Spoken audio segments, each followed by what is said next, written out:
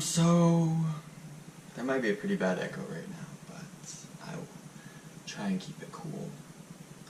I'm gonna start reading from my book. That might get annoying, but I'm just gonna start reading. I just feel the need just to start just letting it all out. Yeah, exactly.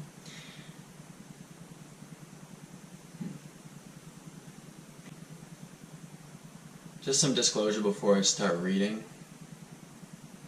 A lot of this stuff could be considered extremely private.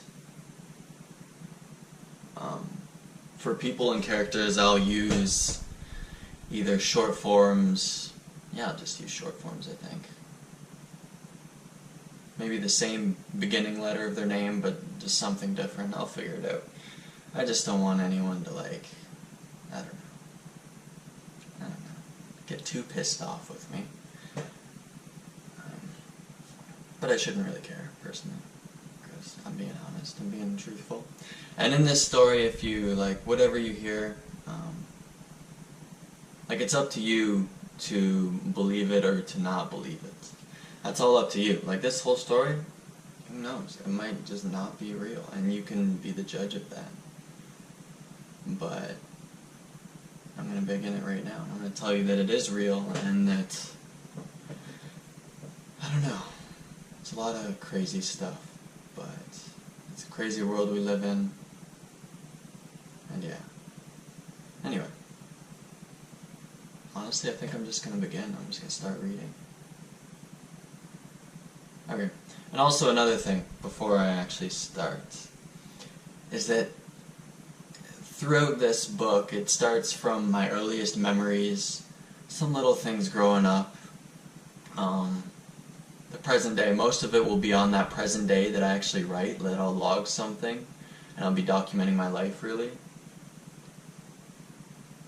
And then I'll just continue my days going on, I'll reflect back, etc. And it goes on like that. And then eventually it'll get up to today. Yeah. Yeah. Alright. Fuck it. I'm just gonna start reading. Oh, also, there is some profanity at times in this. That's just me expressing and just letting anger out sometimes, or frustration. I'll just speak right from my core emotions. And so if your ears bleed at any sudden harsh language, don't watch this, okay? If you're scared of the reality or truth, don't watch this, okay? If you're some person that just hides their whole life, just don't watch this. Okay, honestly, this P.S. It just starts dramatically. I just jump right into it. At this point, I didn't even know that I was writing something that would just carry on and that I would actually keep writing. And I really just jump right into it, like, just going in hardcore. Okay, and throughout this, I don't want anyone to sympathize or empathize with anything, because obviously we all have our own lives, we all have our own greatest challenges and difficulties and everything that we're dealing with. Hopefully this will just be a way for, I don't know if there's like things that are relatable in this, or I don't know if you're on the same page or dealt with the same things that I have, then you're not alone, okay? And then maybe the things you've dealt with are that other people have too, and it's all good. See, I don't want anyone's sorries, okay? This is my life, and I've had to live it, so.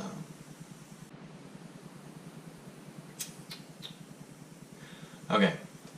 I was taken away from my parents basically when I was 4 or 5-ish. I still remember the last time I saw my mother. Off by heart, as clear as any other memory that I have. I was in an apartment with my father and mother, and they were arguing about whatever. I was in my room with the door just peered open, in my walk-in sized closet room. Fuck me. I was in my room with the door just peered open in my walk-in closet sized room. with a tiny mattress, my transformer, and 2 guinea pigs. Listening to them yelling, I see my mother on the single couch next to the telephone, saying that she just called the cops. My father asking why, and her not responding. My dad then comes out into my room and takes me away, out into the apartment hallway. Walking down, and the neighbor stopped us. And I remember exactly what this guy looks like too. It's crazy. I can just picture it, that moment happening, and I can still remember this guy's face that stopped us in the hall. It's pretty interesting. Okay. He says that he was able to hear the yelling and was wondering what was going on. The next thing you know, the cops are in the hallway, taking myself and my father away. That was the last time I saw my mother. And at the time when I wrote this, I put 14 to 15 years ago. I was then waiting at the police station, 3 hours away in Barrie from where I'd soon to be living in Pontypool. My grandfather picks me up 2 hours away. My grandfather picks me up 2 hours later after playing tic-tac-toe with one of the police officers that my grandfather knew. And he never let me win a single game. After living with my grandparents, the only proper thing I've ever learned from them was table manners. Everything I am today is because of me. I said no to all the negatives, even though it would end up getting me in trouble anyway. My father's parents were now my legal guardians. While living with them, I was taught and brainwashed that my mother was the worst person alive, that she sold her body, she did drugs, and the name whore was the favorite. At one point, I was convinced that she was dead. I was also taught that I wouldn't say I was considered, this is what I wrote, but I wasn't taught this, but they made me feel this. I was also taught that I am nothing. I am worthless, getting called a son of a bitch on the regular, getting hit. Okay. I don't know if I should put that.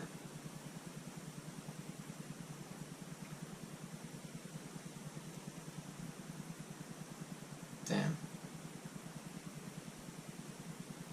I could be eating, and the next thing you know, the chair that I was sitting in was pulled out underneath me. At the age of 9, I remember a memory where I would just be getting my ass kicked up the stairs just because she was mad at the world. I've been raised on fear. I then tried living in New Brunswick with my father's new wife, which is now his ex. I would often be the kid out first. Oh my gosh. I would often be the first out for recess. And these 2 kids, 3 years older than me, came right out after.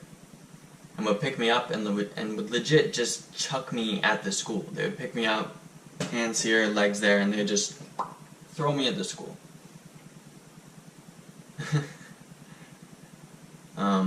I was 11 at the time, and just a couple beatings here and there. And then, watching my stepmother at the time just beat up her 2-year-old child kind of made me sick.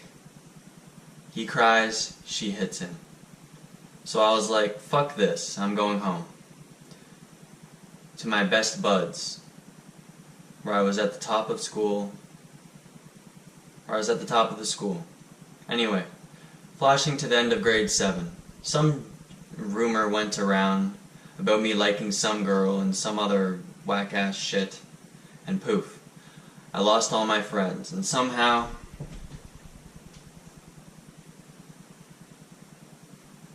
I was again alone, and I was pretty depressed, so I cried all the time. Missing class just really...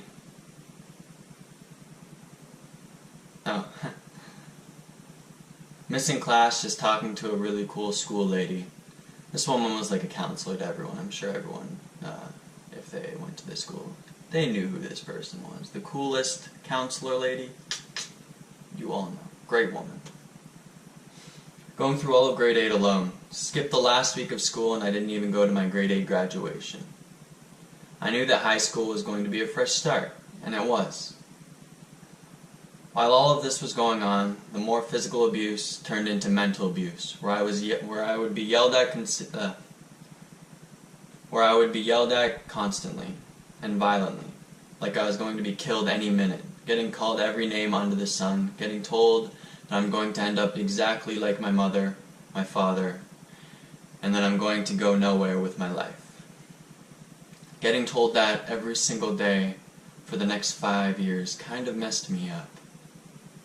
It made me a tad emotionless, careless, and overall it made me relentless. I was constantly fighting to stay sane, and would always love going to school because it would get me out of the house, away from the abuse and such. Yet I couldn't really get grade marks since I couldn't do any homework due to what was going on at home.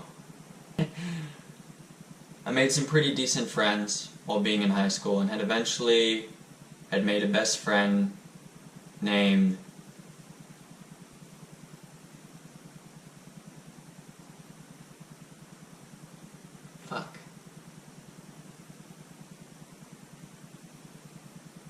E.T. E.T. is going to be his name.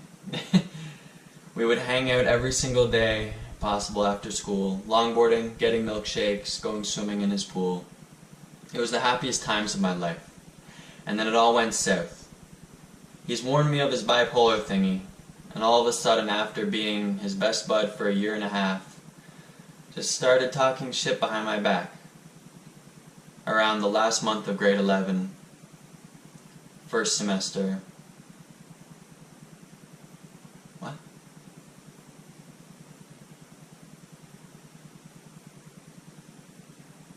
Started talking shit behind my back around the last month of grade 11.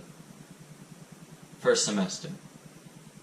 Which then made me lose myself and leave the friend group. Before all of that, around the end, I was able to only meet my one true friend, Master Kim. That's going to be his name. Before I went completely into the depression again. This will key